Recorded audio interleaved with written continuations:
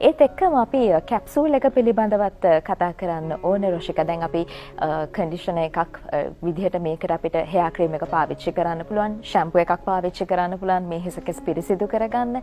ඒ රූසිලෝන් ආයතනයේ ඒ සඳහා ඒ නිෂ්පාදන හඳුනා දීලා තියෙනවා. ඒ වගේම අපි කැප්සූල් එක පිළිබඳවත් කතා කරමු. ඒ අපිට කොයි වගේ ප්‍රතිලාභද ලබා ගන්න පුළුවන්කම තියෙන කියලා ඒ හරහා. ඔව් අපි දන්නවා රුවාලංකරණයේදී බාහිර සත්කාර වගේම අභ්‍යන්තර පෝෂණය වැදගත්. එතනදී විශේෂයෙන් කෙනෙක්ගේ හිසකෙස් විශාල වශයෙන් හිසකෙස් යනවා නම් හිසකෙස් කැඩෙනවා නම් එතන තියෙන පෝෂණය පිළිබඳව ගැටලුව. අභ්‍යන්තර පෝෂණය පිළිබඳව ගැටලුව. ඒ වෙනුවෙන් තමයි අපි hair growth capsule එක හඳුන්වලා දීලා තියෙන්නේ. මේකේ තියෙනවා neem powder, papaya leaf extract, ඒ වගේම aloe vera extract. අන්තර්ගත කළ විශේෂයෙන් අපේ රූසිලෝන් නිෂ්පාදනය කරන කැප්සූල් වල තියෙන සුවිශේෂත්වය තමයි මේ කිසි දෙයක් ජෙලටින් කැප්සූල් එකක් නෙමෙයි.